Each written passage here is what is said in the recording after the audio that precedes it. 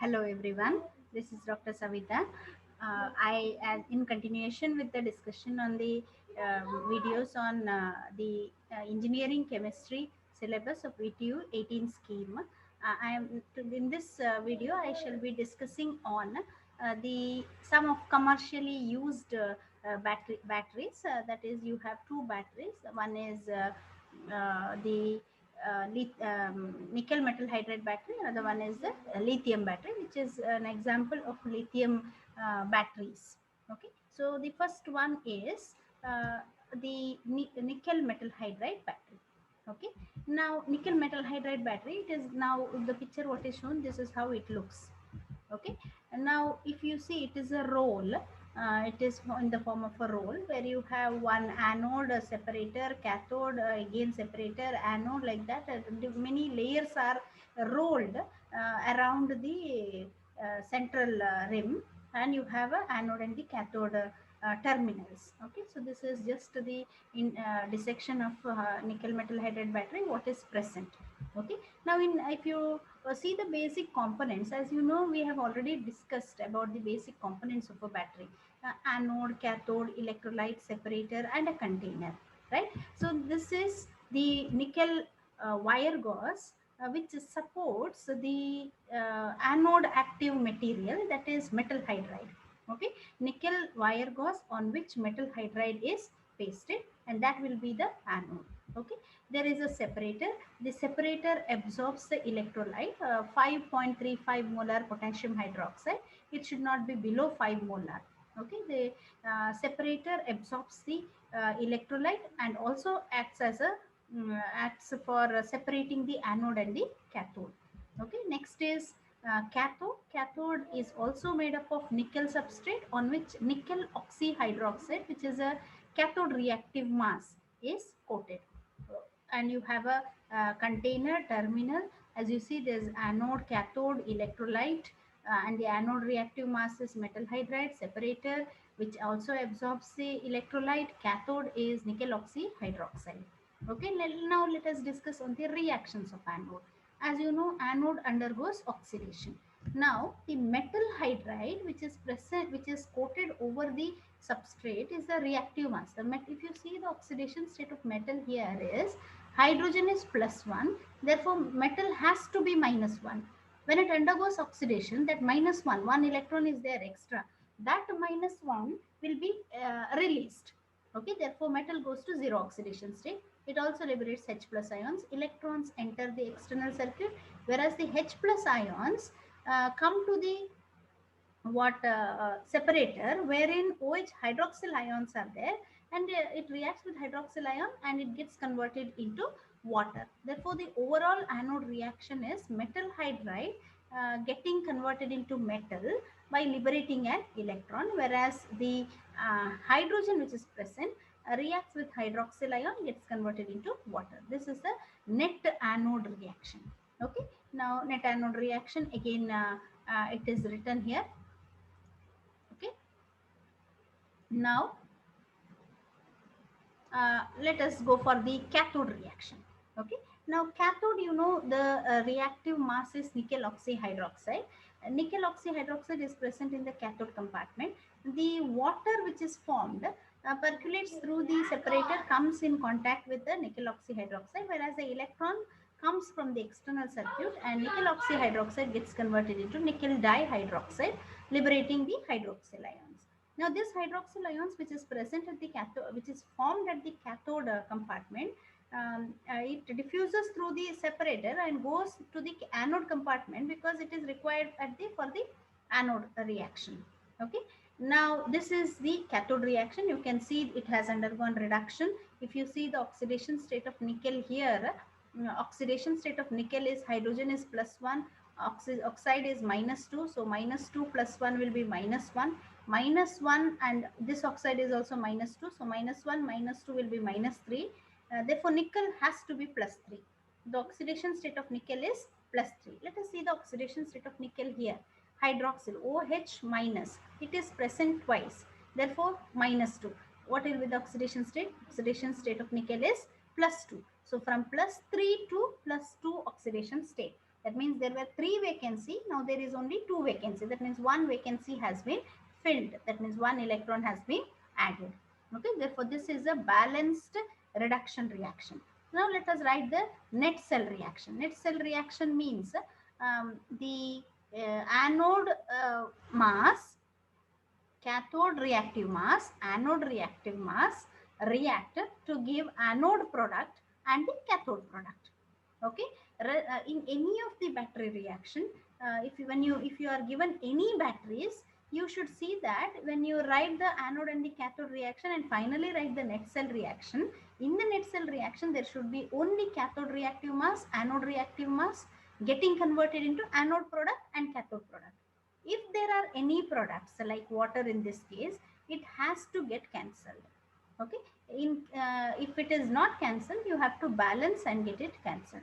See, electrons also has to be cancelled, right? So this is a net reaction in nickel metal hydride battery. Okay, now, so you see the discharging reaction. Discharging reaction is a reaction what happens when you're using the battery, and while recharging, the entire reaction gets reversed. For this, an external source is required. Next, the characteristic: it has high capacity, it has long shelf life, it has long cycle life, it has rapid rechargeable recharge capacity. And applications: before the lithium ion batteries or lithium batteries, it was used as a power source for cell phones. It is even used in emergency backup lighting, electric vehicles and all. Nickel metal hydride battery is used. Okay, next is lithium batteries. Now lithium batteries is a large family of batteries in which lithium is present or taken as the anode reactive mass. Okay, the advantage is lithium has a very light weight, a low weight, because its atomic number is 3. Therefore, the atomic weight is less. So, overall the weight of the battery also reduces. It has a very low reduction potential. Lithium has a very low reduction potential of -3. That means it is the first member in the electrochemical series. It means that it is a very good material to be used as the anode, right? Next, it has very good conductivity, high energy density. It also has high electrochemical equivalent, which makes lithium a very good material to be used as anode. Okay, now there are again here in lithium batteries are also there are, it has primary and secondary batteries. Primary are the ones which cannot be recharged, and secondary are the ones which can be recharged. Okay, all primary batteries involve lithium metal itself as the anode material, whereas secondary batteries involves lithium ion batteries.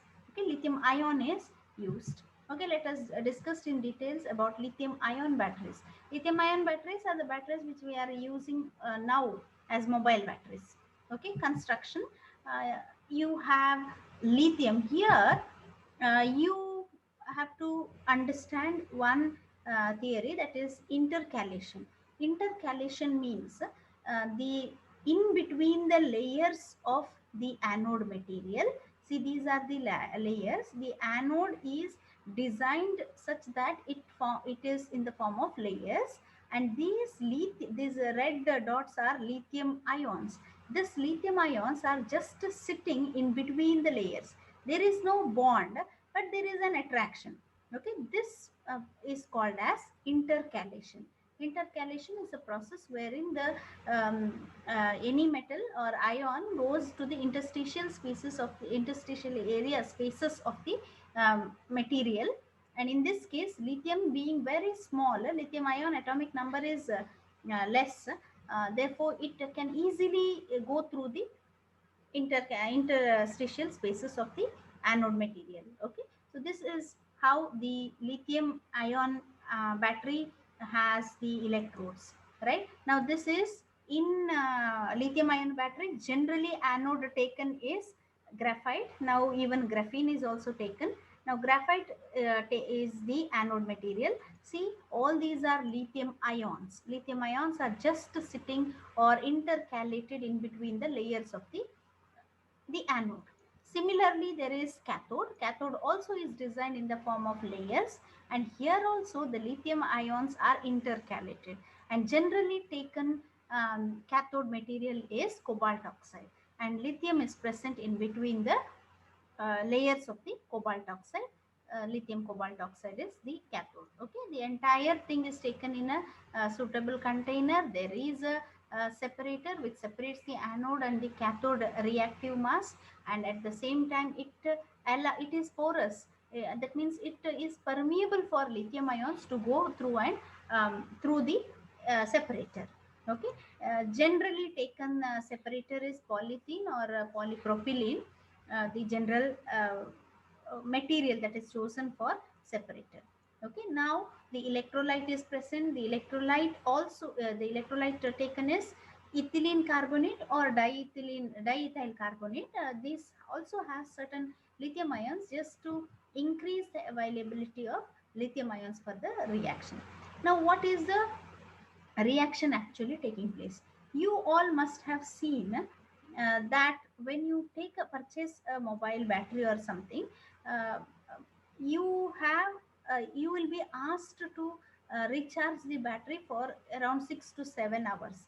This is because the during the construction, all the lithium ions are stored in the cathode reactive cathode material. It is intercalated already in the cathode, right? Now when you want to use the battery, when you are using the battery, electrons has to be released from the anode, right?